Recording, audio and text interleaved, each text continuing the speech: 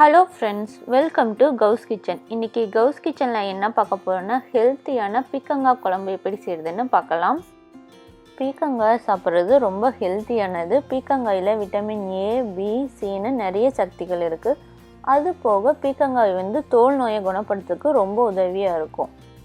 பீக்கங்காயை அடிக்கடி நம்ம உணவில் சேர்த்துறது ரொம்ப நல்லது. இந்த குழம்பு இட்லி, தோசைக்கு, சப்பாத்திக்கு, சாதத்துக்கெல்லாம் சூப்பராக இருக்கும். வாங்க எப்படி செய்கிறதுன்னு பார்க்கலாம். இந்த குழம்புக்கு தேவையான அளவு எண்ணெய் சேர்த்துக்கிறேன். நான் 3 டீஸ்பூன் எண்ணெய் சேர்த்துருக்கேன். அது கூட 1/2 டீஸ்பூன் சீரகம் சேர்த்துக்கிறேன். சீரகம் நல்லா பொரிஞ்சக்கப்புறம் நான் அதில் ஒரு 10 சின்ன வெங்காயத்தை கட் பண்ணி வச்சுருக்கேன். அதை சேர்த்துக்கிறேன். உங்கள்கிட்ட சின்ன வெங்காயம் இல்லைன்னா பெரிய வெங்காயமே சேர்த்துக்குங்க.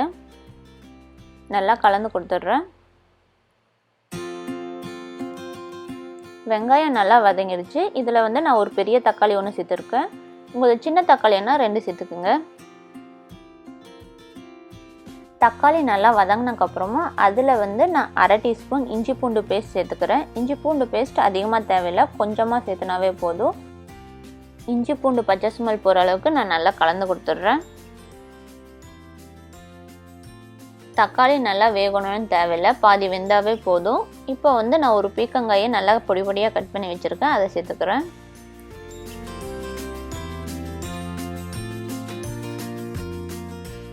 நான் ஒரு பீக்கங்காய் எடுத்திருக்கேன். அந்த பீக்கங்காய் ஓரத்தில் எல்லாம் ஷார்ப்பாக இருக்குமில்ல, அந்த தோலை மட்டும்தான் எடுத்திருக்கேன். மற்ற தோலெல்லாம் அப்படியே சேர்த்துருக்கேன்.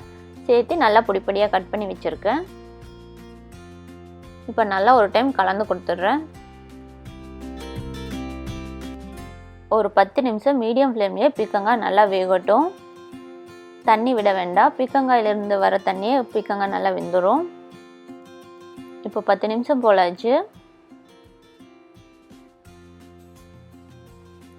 ஒரு டைம் நல்லா கலந்து கொடுத்துட்றேன். பீக்கங்காயெல்லாம் நல்லா வெந்துடுச்சு. இப்போ மசாலா பொருளெல்லாம் சேர்த்துக்கலாம். மல்லித்தூள் 2 டீஸ்பூன் சேர்த்துருக்கேன்.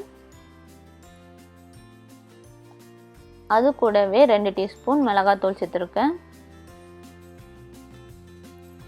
1/4 டீஸ்பூன் மஞ்சத்தூள். எல்லாத்தையும் சேர்த்துட்டு நல்லா ஒரு டைம் கலந்து கொடுத்துட்றேன்.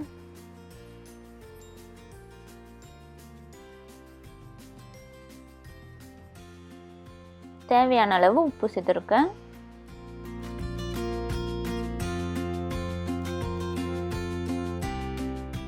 மசாலா பொருளெல்லாம் சேர்த்துனோம்ல, அதனால் ஒரு 1/2 கப் தண்ணி சேர்த்துருக்கேன். சேர்த்து ஒரு டைம் நல்லா கலந்து கொடுத்துட்றேன். ஒரு 5 நிமிஷம் மீடியம் ஃப்ளேம்லேயே இருக்கட்டும். அதுக்குள்ளே நம்ம தேங்காய் வச்சு ஒரு பேஸ்ட் தயார் பண்ணிட்டு வந்துடலாம். தேங்காய் 2 டேபிள் ஸ்பூன் எடுத்திருக்கேன். அது கூட ஒரு கையளவு கொத்தமல்லி தழையும் சேர்த்துருக்கேன்.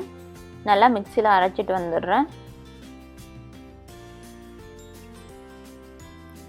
இப்போ 5 நிமிஷம் போலாச்சு.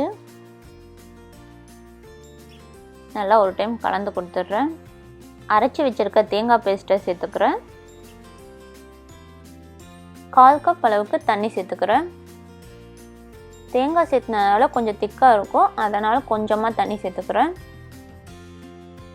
நல்லா ஒரு டைம் கலந்து கொடுத்துட்றேன். 10 நிமிஷம் மீடியம் ஃப்ளேம்லேயே இருக்கட்டும்.